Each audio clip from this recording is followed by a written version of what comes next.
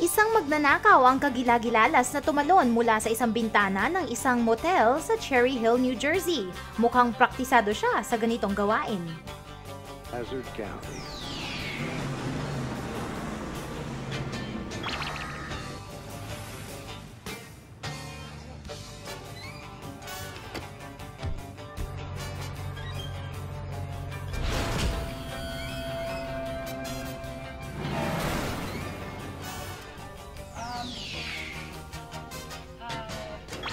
Just how fast you fly.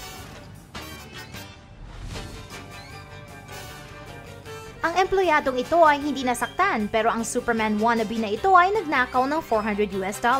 Siya ay hinahanap pa rin ng pulis kaya kung kayo ay may impormasyon, paki-contact ang Cherry Hill, New Jersey Police. Huwag magkunwari na kayo ay si Lex Luthor at hindi uubra ang kryptonite sa Superman na ito.